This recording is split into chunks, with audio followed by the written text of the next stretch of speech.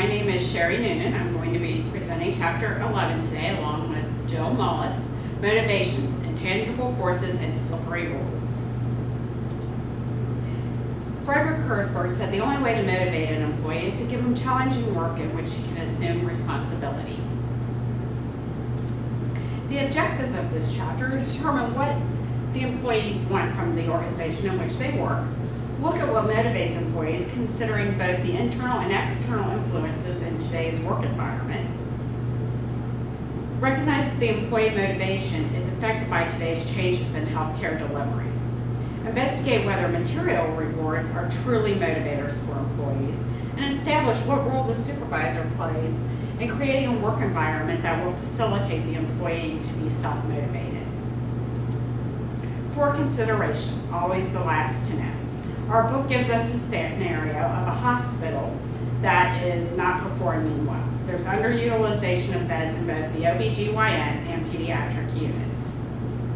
Periodically, the local newspaper has run articles discussing the healthcare planning initiative and what changes might be coming and what downsizing may be occurring within the hospital systems. Mary Sawyer, who is the nursing supervisor for the OBGYN unit at John James Memorial Hospital, has gone to her nursing director as well as administration on several occasions to inquire what these articles meant. She really got no concrete information. It usually just led to more questions than answers. And that's pretty much, no information was given out. One day Mary was at the grocery store and ran into one of her neighbors that said, "Oh, I read the article about your hospital in the paper this morning. What does that mean for your job?" Well, Mary had no idea about what was any changes coming because she wasn't informed. When she got home, she read the article, which stated that her hospital was going to be closing its OBGYN unit and that the pediatric unit was going to reduce its beds by half. As you can imagine, when Mary got to work the next day, it was a very depressing type atmosphere amongst the employees. They were all very quiet. She had heard some discussions amongst the nurses about applying for jobs at other hospitals. When Mary had the opportunity, she went to the director of nursing, who said she didn't know any information either. She was just as in the dark as Mary was. But that Mary was being considered for an assistant director position within the hospital. And that's very suspect because why would she be considered for a position if the director of nursing didn't have any idea about what was coming down the pike? So as we move through the chapter and you learn about what motivates the employees and what they want from the organizations that they work for, I want you to think about how this scenario is affecting the employee morale and performance, both of the employees and of Mary, and what morale factor might be most effective in this situation. And do you think that the employees felt like they were included, that they were informed about what was going on in the organization in which they worked? Satisfaction in work. Motivation is described as the initiative or drive causing a person to direct behavior towards satisfaction of some personal need. We all have needs, and many of us go to work to satisfy those needs. For the case of this discussion, we're going to assume that a satisfied employee is a happy employee that produces well, is enthusiastic, enjoys coming to work. Unfortunately, traditional organizations have not really emphasized much about the employee's well-being, the human factor. I'm going to use the example of the automotive industry. If you're working on the assembly line, the goal is productivity. They want to know how much you can produce, how much of that part you're producing.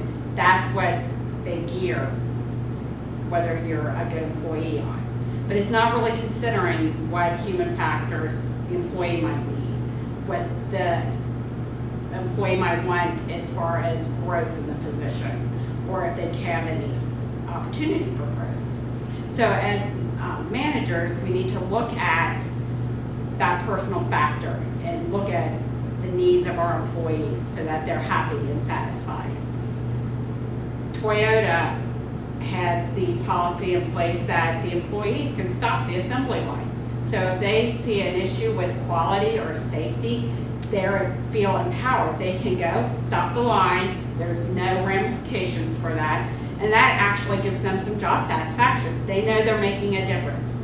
They feel valued because they have the authority to do something, to change something in the workplace. Demands on the organization. Employees have an expectation of the organization in which they work. They want effective, strong leadership that they can trust.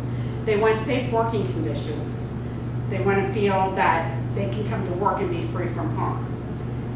They want to be accepted. They want to be part of a team, part of the group. They want recognition for their hard work. They want to feel valued. They want equality. They want everyone to be treated equally. Security. They want to feel that they don't have to be afraid that their job's not going to be there. Job security is huge in this environment. They want to be respected for their values and their beliefs. They want insurance that all of the work is going to be divvied up equally, that everybody's pulling their own weight. And they want to be compensated fairly for their efforts. Motivating forces, basic needs. What motivates us? Needs. So for the purpose of this chapter, we're not looking at needs like your basic needs, water, food, shelter. We're looking at needs as what fulfills the employee, what's going to make them better.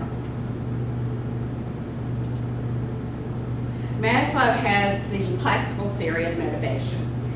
It's the pyramid. It starts with the physiological needs, water, food, shelter, moving on to safety, security, being free from harm, job security, love and belonging, being part of the group, part of a family, part of an organization, esteem, their confidence, their achievements, being respected, and then self-actualization, where their morality, creativity, it's where the person comes into their own, so to speak. And what he is saying is that you have to achieve one level before you can move on to the next. So you want to build on the pyramid.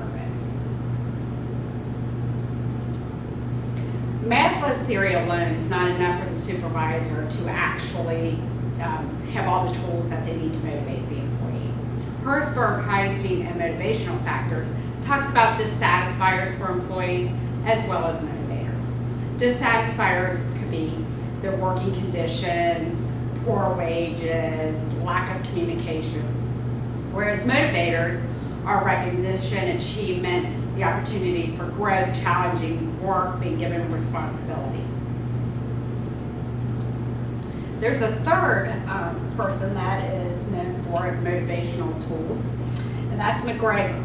He had two theories. The first one he dismissed, that was theory X, that people needed to be micromanaged. They wanted to avoid work, avoid responsibility. The only reason they are at work is to make money, and that they have to be pushed to perform.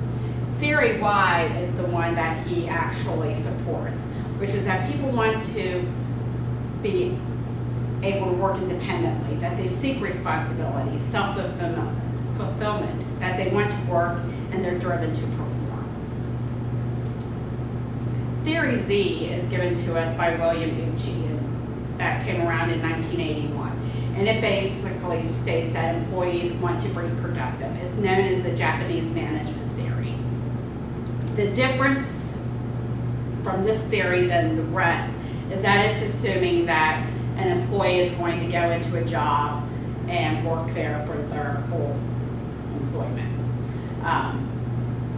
We really don't have that here in the United States anymore. You know, you used to have the companies that you worked at for 30 years, you retired from, and we really don't have that anymore. These are my references. And for the discussion board, I would like you to go back to those questions that I asked early on. And now that you know what motivates, some things that motivate the employees, some things the employee wants from their job, look at how the employees felt and answer those questions for the discussion board. And now I will turn it over to Jill Mullins for the second part of the chapter. Thank you.